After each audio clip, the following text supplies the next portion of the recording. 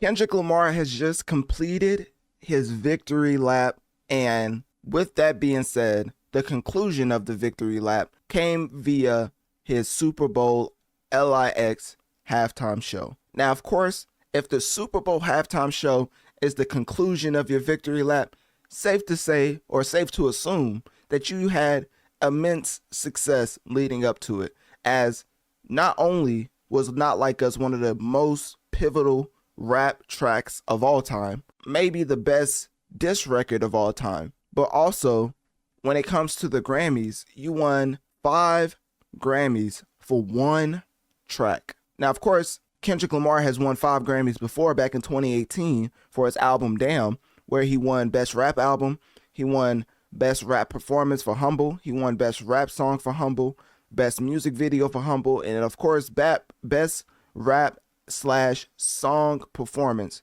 for Loyalty, featuring Rihanna. Now, of course, was Rihanna anywhere to be found in the Super Bowl halftime performance? Of course not. Why? Because I think Kendrick made it a point to give us the worst Super Bowl halftime performance of all time. Yes, ladies and gentlemen, we're going to get into this performance entirely, but I just want y'all to go to Analytic Dreamz video on Spotify and look at this track list with us right quick. This track list right here is the official track list of the Super Bowl LIX halftime show, of course, primarily performed by Kendrick. When I tell y'all the reasons for pivotal tracks that shaped Kendrick's career not being on the set list, I can't even imagine what the thought process was as far as coming up with this track list to perform at the Super Bowl. There's only one time you get to headline the Super Bowl. It's only one time. And usually artists make it count. For Kendrick, he used it as an opportunity to, of course, promote GNX, which seems like the best move when it comes from a marketing standpoint, right? The only thing is, as far as performances standing the test of time, usually you want to showcase why your fans even supported you in the first place as far as hardcore Kendrick fans, and Kendrick did the opposite, with majority of these tracks being from GNX to the point where he had a whole entire unreleased snippet from GNX. Yes, ladies, Kendrick Lamar treated this like he was freestyling in the back of a hip hop award show. I don't want to say any names because, you know, of course, I don't want to basically talk down on any award shows, but let's just say the way that he performed, you would not have thought he was at the Super Bowl, because the set list is beyond atrocious. Looking at I'm just gonna leave this up right here. So Analytic Dreamz video on Spotify to see the video along with the audio, so you can see this atrocious set list. Now, of course, there's a few songs that I would have kept on here, but for the most part, we're gonna get into the entire performance and why I think this is one of the worst Super Bowl halftime shows of all time. Now, of course, with that out the way, let's just get into some of the objective facts as far as Kendrick Lamar being a 22-time Grammy Award winner, and along with that, he has now performed at the Caesars Superdome in New Orleans, of course, during the Eagles just putting the beat down on the Chiefs. Like, did the Chiefs even show up? All those jokes about the refs helping the Chiefs out and things of that nature, I could not tell. That's all I'm saying. Whole time, I'm not even watching NFL. I'm just listening to people on the headlines talk about how the Chiefs have the refs in the pocket and they out here getting beat by 100 million points. So I'm confused. Anyways, getting back to the set list and the stage design. Kendrick Lamar, of course, came out on his 1987 Buick Grand National GNX, which, you know, is basically what the album is referring to. And with that, he performed so many tracks off of GNX. You would have thought GNX was the second coming to get Good Kid, Mad City, right? So anyways, with the performance, one of the bigger standouts is the surprise that Kendrick had up his sleeve as far as having Samuel Jackson dressed as Uncle Sam, adding a theatrical narrative to the entire show. So that's the big surprise that Kendrick had. I digress. So let's keep going, right? The set list was, of course, he started with, well, no, he didn't even start with that. Let me look at the official set list. So he started with Whacked Out Murals. He went into, actually, let me see if I can switch this right quick. He started with Whacked Out Murals, went into GNX, an unreleased snippet. So we don't even know if this track is hot garbage or fire. We don't even know yet. And he performed it at the Super Bowl. I want y'all to understand what levels of arrogance has to go into performing an unreleased snippet, like people are going to vibe with it or even cheer for it, or even be simply being able to rap or sing along to the lyrics as part of a show, right? So you play something that's unreleased at the Super Bowl, you only get one chance, but I digress. So GNX unreleased snippet was played at the Super Bowl halftime show performance. Squabble Up, Humble, DNA, Euphoria, Man at the Garden, which is my favorite off of GNX, but would I perform it at the Super Bowl? Of course not. Peekaboo, Luther with SZA, All the Stars with SZA, Not Like Us, and TV Off. Now, first things first, Kendrick Lamar is immensely talented. We just got to get that out the way, because of course the K-bots are going to be in my comment section 24/7 like they already are. Shout out to the K-bots that's running up the comments, because I ain't going to lie to you. As far as engagement, as being a content creator, that's one of the main things that keeps the ball rolling as far as people, whether it's hate or love, just engaging with your content. I want y'all to look at this right here. This is why people say that hate it or love it, they're all counted as engagement as far as the algorithm. So this, which one is it? Is it this one? Yeah, this one right here. Everybody's just going insane. As you can see, actually, let me see if you can see the count right quick. What's the count on this one, right? So we're currently at 39,000. We're about to cross 40,000. Obviously, my most viral video on Instagram. But you should definitely follow me on Instagram. Shameless plug, Analytic_Dreamz.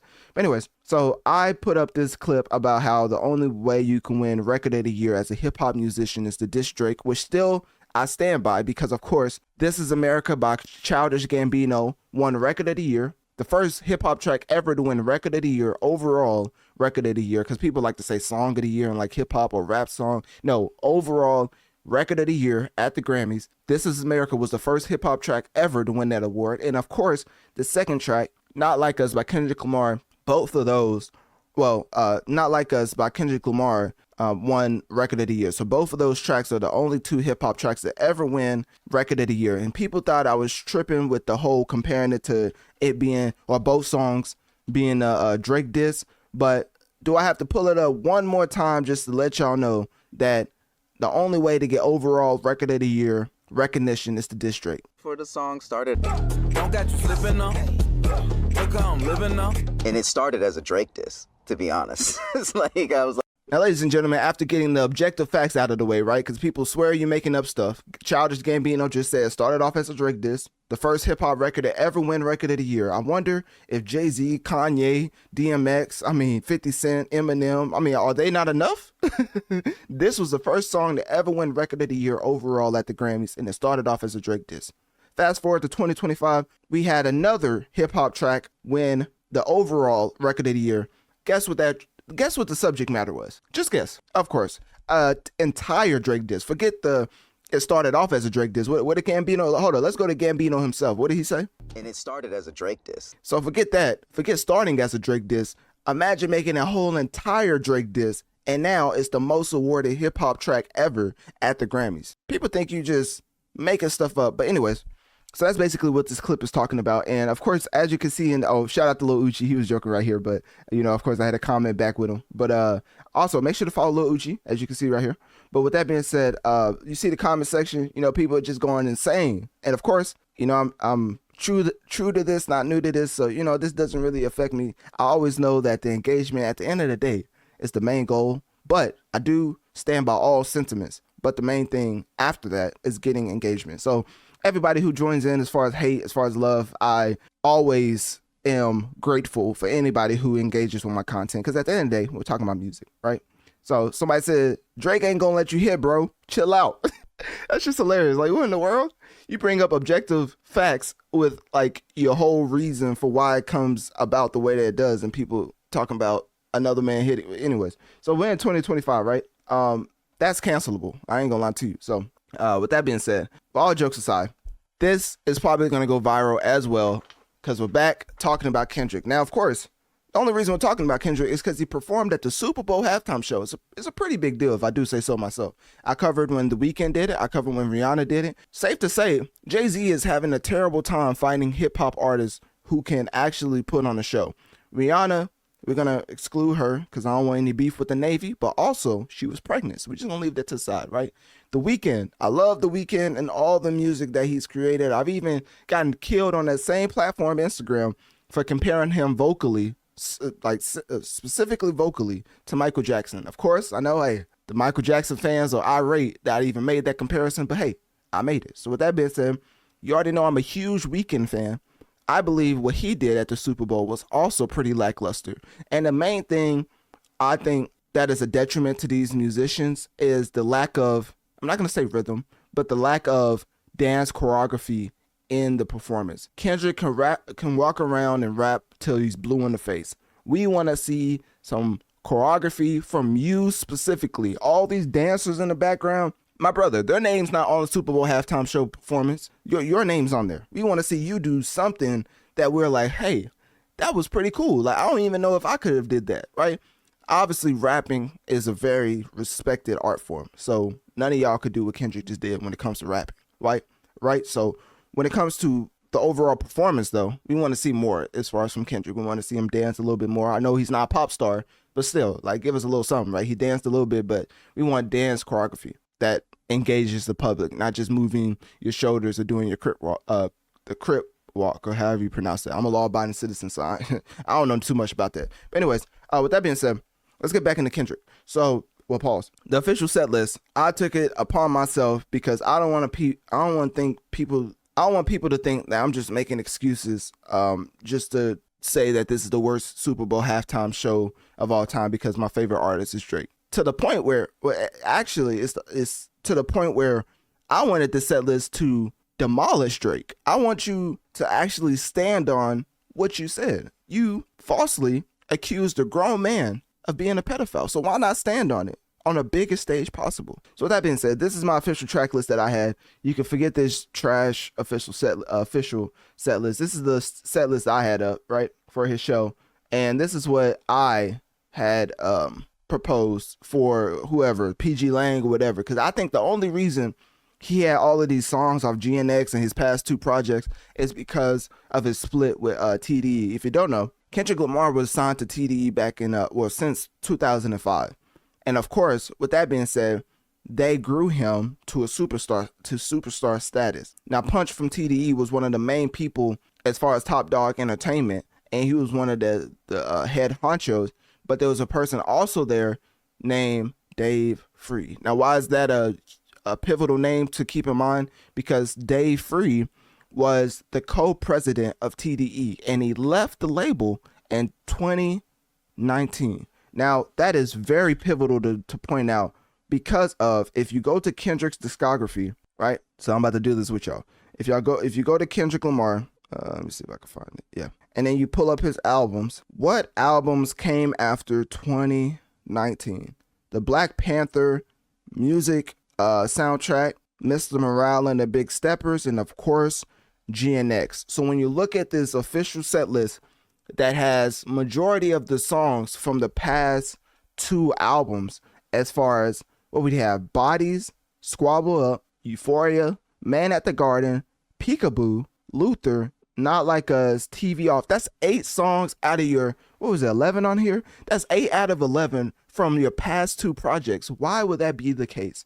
Ladies and gentlemen, Kendrick's fake ties to TDE has to be highlighted. This man obviously is looking out for himself, as the only tracks he wants to be on the biggest stage possible for him. And you only get one chance to headline the Super Bowl, right? Obviously, Kendrick's been there twice with Dr. Dre, but that was like a cameo. This is a headline performance for the Super Bowl. You only get one, and he chose that performance, or he chose that opportunity to primarily promote the projects under his label, PG Lang. Now, obviously, from a marketing standpoint, from a logical sense, that's not too bad, right? That's not too shabby. Promote yourself at all costs if you own majority of the percentages as far as the project that these tracks are on. That doesn't stop me from telling you that this is one of the worst Super Bowl halftime performances I've ever seen. I don't care what type of beef you have with TDE post 2019. Perform Good Kid, Mad City. Perform Damn. Perform all of these albums that we've come to love that basically cemented you as one of the greatest rappers of all time. Your beef with TDE set to the side. There's no reason to completely disregard your entire discography because you're beefing with TDE, aka Top Dog Entertainment. You split from TDE back in 2019, and now all of the tracks, majority of the tracks in your Super Bowl halftime performance is under PG Lane. From a business move specifically to you, obviously it makes sense. From an overall masses point of view, this is one of the worst shows we've ever seen at the Super Bowl, and I'm standing on it because this is just unforgivable for a rapper to have this amount of arrogance to think that the past two projects are so good that he can have majority of his tracks for a Super Bowl halftime performance. Y'all don't understand. This is where you bring out your hits. Forget a verses. This is where you bring out your top tier tracks to let people know that you are never to be played with as a musician because you gave the masses these tracks throughout all these years, right?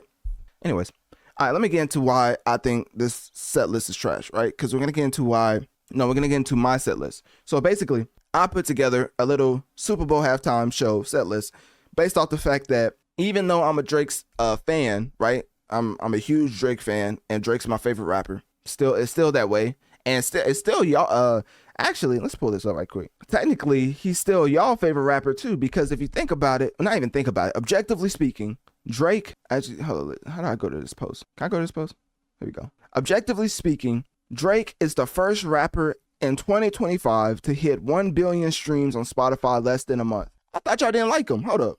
Where's my full screen at? Because all this cap has to be addressed. Y'all have to stop fake hating. If you love somebody, just let it be known. All this fake hate for somebody you're supporting more than any other rapper, and you're calling him a PDF, but you're still supporting him. Do the two correlate? Like, I don't understand. R. Kelly's in prison. Drake is the most streamed rapper in the world, and y'all are calling this man a pedophile. All right, anyways, let me get back to my set list. I just want to point out the hypocrisy because sometimes objective facts don't get through to people, so I just try to show more of them and just hope it at some point it just makes sense to them. So with that being said, Drake is still the most streamed rapper in the world. Crazy how that works out, right? Whole world is screaming he's a PDF, but at the same point, objectively speaking, I keep saying objectively because there's no subjective factor in his streams. UMG hates him. The whole industry hates him. Lucian Grange was just high-fiving with Dr. Dre when Kendrick Lamar won 5 awards for one track that was calling him a PDF. And guess what? Drake is still the most streamed rapper in the world. Anyways, so my proposed set list for Kendrick Lamar as far as the Super Bowl halftime show, obviously, I think Kendrick should have doubled down on his hatred for Drake because that's why you're here. My brother, you would not have even been given this opportunity. People are still upset at Lil Wayne, and that's Lil Wayne. No disrespect to Lil Wayne, but as far as on a perform, you know how in my career on 2K, you have your different sliders and things of that nature. Lyrically, Lil Wayne is out of this world. Freestyle ability, out of this world. Song making, out of this world. When it comes to performing, man, I could probably name 5 rappers from my hood that performs better than Lil Wayne. I ain't gonna lie to you, bro. Lil Wayne is one of the worst performers in hip-hop history. People was upset that Lil Wayne got snubbed for you. So why are you coming with this type of set list that just reinvigorates the Lil Wayne fans out there that said that he should have had this Louisiana, mind you, this Louisiana Super Bowl halftime performance instead of you? He really didn't do a good job as far as just silencing the haters. Anyways, this is okay, now we're gonna officially get into my proposed halftime show set list. I keep teasing it. So Analytic Dreamz video on Spotify to see the video along with the audio if you want to see me go through the set list. So basically, I'm like double down on the hate. That's the only reason you're here. That's the only reason they gave it to you. So double down on it, right? I have Not Like Us 3 times on my set list. Yes, ladies and gentlemen, 3 times. You performing this track till you can't even fathom A minor, right? Anyways, so Not Like Us is going to be the intro, right? From minute 33 to minute 41, right? I didn't really, the 15 minutes, if it like goes over or under, I didn't really like take that into account. I was basically just showcasing my set list and just letting y'all do with that what y'all like Will. I took one song off because I'm bringing out a guest. I feel like that takes up more time. But you do have to keep in mind, these artists only have 15 minutes. They're not getting paid. They have to put together the whole set, things of that nature. But that does not take away from the fact that you get to pick your set list, right? If you perform Not Like Us, all the tracks are on the table. If they're just basically telling you to censor it, all the tracks are on the table. So basically, for my Kendrick Lamar Super Bowl halftime set list, I would have had him perform Not Like Us, obviously 1 minute and 33 to 1 minute and 41 for the intro. I would have had him go right from that into his verse for Like That, because literally Not Like Us showed us that he was like that. Isn't that an easy connection to make, or am I tripping? So anyways, I would have had him go from that to Like That as far as his verse.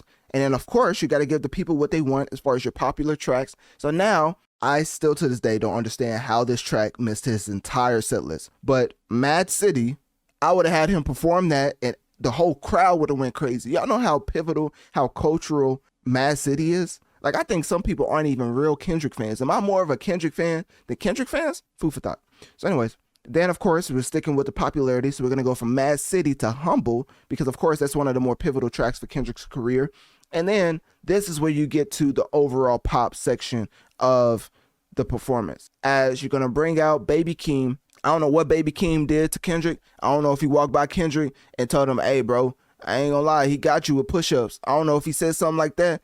I don't know if he walked into his closet to check to see if he had an actual size 7. But Baby Keem did something to Kendrick to the point where now you're not going to perform at all with me at the Super Bowl. Y'all know that when Mr. Morale and the Big Steppers came out, he couldn't stop performing with Baby Keem. Baby Keem was with him running. If you ever seen a Baby Keem and Kendrick Lamar performance, they over there running in circles on that stage. They running in circles, chasing each other like they playing Duck Duck Goose on the stage, right? But when it comes to the Super Bowl, Baby Keem is nowhere to be found, and that's his blood cousin. I kid you not. That's Kendrick Lamar's blood cousin. So he completely kicked Baby Keem out of his official set list. But as far as for mine, you know what I mean, I try to look out for Baby Keem because I think he's a phenomenal artist. Like his album that he put out to this day, I still has one of my favorite albums of that particular year. As far as the one where he's, let me see, Baby Shark popped up. That's funny. The Melodic Blue from Baby Keem back in October 28, 2022. I still think that's one of the best albums of 2022 from a hip hop and R&B perspective. So why he's missing from this entire set list, I have no idea. But of course, I wanted to include him on Family Ties. So this is more of the pop section where you're bringing out people. So I would have brought Baby Keem out for Family Ties. Stadium would have went crazy. I think people forget how great of a track Family Ties is. Anyways, and keep in mind, Baby Keem is his blood cousin. Anyways, with that being said, Pray For Me. Now, of course, with The Weeknd just putting out an album, selling, I think he sold like 490-something thousand. Like it was something insane. Like I looked at that number and had to do a double take. I had to take off my glasses. I was like, hold on now. Ain't no way that that's a 490,000, the biggest week for any album since Taylor Swift's The Torture Poets Department. Ladies and gentlemen, The Weeknd's one of the biggest artists on planet Earth. So why not bring him out when it seems y'all have a mutual enemy as far as the Canadian Drake? Well, The Weeknd's Canadian too. Does Kendrick have a Canadian beef? Food for thought. So anyways, obviously I'm joking with that one because I think Kendrick and The Weeknd are cool, but it just makes all the sense in the world to bring him out for All the Stars performance. Like, is he doing anything right now? Don't he have an album to promote? Why would he not show his face at the Super Bowl halftime show? Anyways, so I would have brought out The Weeknd for Pray For Me because I still think Pray For Me is one of the greatest songs created of all time. And then following that with what I think is one of the greatest songs created of all time, like both of those, Pray For Me and All the Stars, I think it's some of the best music Kendrick has ever made. And obviously it's with The Weeknd and SZA, but you know, I'm still giving him his credit technically. So I would have went from Pray For Me, bringing out The Weeknd, into SZA with All the Stars. And technically I have 10 tracks and the official set list has 11. I took one off of my set list because of you bringing out these features, giving them a spotlight. So I think that will have to take off an extra track because of the time, right? But if I was to max it out to put 11, I would have put 30 for 30. Because if you don't know, 30 for 30 is currently the 20th most played track in the world right now. Obviously, it's off of SZA's album or deluxe album, Lena, but 30 for 30 also has Kendrick on it. So why not perform that if you're trying to keep it It makes sense even for his official set list. If you're trying to keep it recent, why are you so selfish to only include SZA tracks from your own project? 30 for 30 is a hit, and it's more of a hit than Luther. It's more of a hit than what was the other? Oh, it's not more of a hit than All the Stars, but it's more of a hit than Luther. And what was the other track? Was it Gloria or something? I think it was Gloria. There was 2 tracks that Kendrick had with SZA. It's Gloria. Yeah, it's Gloria. So Gloria and Luther. Obviously, he chose Luther for his official set list. 30 for 30 is a better song than both of those, in my opinion. And whenever I'm looking at it, it has me thinking, why does Kendrick consistently keeps choosing tracks from his previous work? And then when it comes to the whole TDE split back in 2019 for him to build his own label as PG Lane, it makes sense while all the music before 2019 was just completely disregarded in this performance, because he wants it. What is it? He really did. Like, as far as Man at the Garden, he really believes that. Like, I deserve it all, which I ain't mad at him. If you're one of the greatest rappers to ever do it, arguably the greatest rapper of all time, I'm not mad at you feeling like that. But on the other hand, I get to point out the quality level has dipped a lot because you chose to only choose your recent tracks. So it's definitely twofold. It's not as black and white as people like to think. So anyways, 30 for 30. That would have been my honorable mention if I was to make my set list 11. But because I'm bringing out Baby Keem in The Weeknd, I have it as 10 to, make up for the time.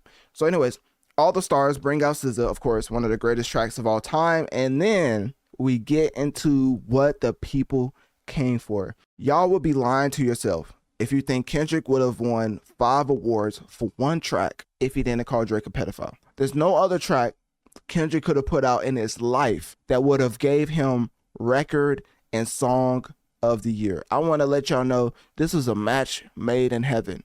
Drake beefing with UMG, The Weeknd, Future, Metro, Rick Ross, who else was he beefing with? Jay-Z, LeBron, and then Kendrick coming to the mix as the hip-hop savior. And guess what? Just so happens to end up being the second hip-hop artist ever to win the overall record of the year at the Grammys. Oh, and song of the year. I didn't even think about that. Song of the year at the Grammys, which record, what's the difference? A record is more of the production side of things, so it's more of a producer award. Song is more of a songwriter award. Those are the differences. Record is more producer, things of that nature, things that go behind in the background. Song is more of the actual songwriters. That's what it's been detailed to me as far as the different. Where was I going with that? Oh yeah, so now we got to the point where everybody knows what you are here for, and now you give them what they want. Not Like Us has to ring off. I'm not saying the entire track, of course, but it has to ring off for a good portion of my set list. I ain't gonna lie, you got 15 minutes, you performing that whole Not Like Us song. How long is Not Like Us? Not Like Us is 4 minutes and 34 seconds. We're gonna extend that to 5 minutes because of the edits, the cuts. We're gonna cut out, come back in, cut out again, come back in. So that's at least 5 minutes wiped off the set list. So you got 10 minutes to perform them other tracks. 5 minutes is dedicated strictly to that Canadian that you called a certified lover boy, certified. So anyways, Not Like Us, he's going to perform it. And then I like the way he went. I like the way he went from Not Like Us to TV Off. That's probably the only one that I would keep as far as the recent tracks, because TV Off makes so much sense as far as it being the outro. He's watched this performance. If y'all don't think Drake has watched this performance, you're fooling. Like, you're just lying to yourself. Drake has watched this maybe 20 million times. It reminds me of the NWA movie when Ice Cube put out No Vaseline and his label mates was listening to the radio or something like that. That's how Drake was watching the TV when Kendrick was performing Not Like Us on the Super Bowl halftime show. He was looking at that TV as he was telling them to turn the TV off. That's why I would keep that as far as my official track list. But then, right when he does that, turn the TV off, and then the game over, that's what I'm saying. I'm a Drake fan, but I wanted him to demolish Drake, like stand on what you were saying towards that man. That's all I want. So anyways, I would have came back and performed Not Like Us for a third time. Yes, ladies and gentlemen, I am crip walking on Drake's grave. Yes, Kendrick Lamar falsely accused that man of being a PDF. I am doubling back again, and I'm ending the show with Not Like Us, and specifically the minute and 43 second to 2 minutes and 28. The when he ends with how many do I really got in stock? 1, 2, 3, 4, 5 plus, and then I would have ended it right there and then walked off. It would have been like an encore. Like we would have did. It would have been insane. It would have been insane. Like, do they need to hire me? Like, am I tripping? Is this a bad set list? Hold up. Let me put this full screen now. So looking at my set list compared to their set list, which one do y'all think's better? Like, with that being said, let me see if there's anything I missed. Essentially, Kendrick is seemingly done with his victory lap. We don't know what's next for him. I mean, obviously we do. He's going on tour with SZA. With that being said, he's still doing well on the charts. He has GNX is still the 4th most played album in the world. Good Kid, Mad City is the 28th most played album in the world. Imagine people pushing up Good Kid, Mad City in listenership just for you to not perform any tracks off of that album. I think, honestly speaking, I think that was the biggest opportunity, which is why I'm calling this one of the worst Super Bowl halftime show performances of all time, because you simply did not give the people what they wanted. Good Kid, Mad City came out. Let me see. Good Kid, Mad City. Oh, wow, that makes me feel old. 2012? That's insane. January 1st, out of all dates.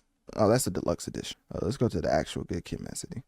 Okay, it still says January 1st. What in the world? He put this out? No way he put this out when the year changed. This man is arrogant. I ain't gonna lie. He may be the GOAT, man. He do not care. He drops an album whenever he feels like it. Because January 1st is a crazy release date.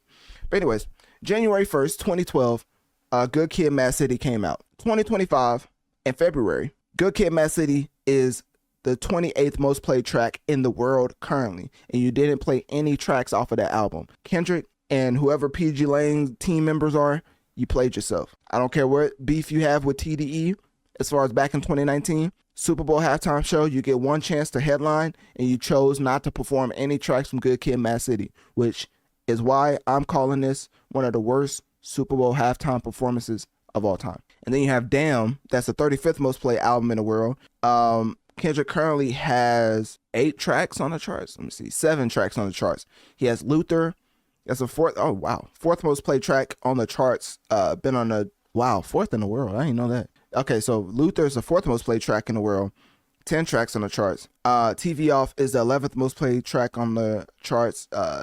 It's been 10 weeks on the charts. 30 for 30 is the 20th most played track, which is Kendrick's 3rd most popular song in the world currently. Squabble Up is the 23rd most played track in the world. Not Like Us is the 29th most played track in the world. Peekaboo is the 76th most played track in the world. Hey Now is the 88th most played track in the world. And then, that's his lowest. So his 7th track on the Billboard Hot 100 is Hey Now. And the lowest he is at is 88th most played track in the world. But his highest is, of course, Luther, with it being the 4th most played track in the world. That is very successful track. It's definitely going to have a lot of Grammys sent Kendrick and SZA's way for that track. So I think that was basically it. So yeah, so looking at my hold on, let's go back to it. Let me see if I can. So going back to my set list, right?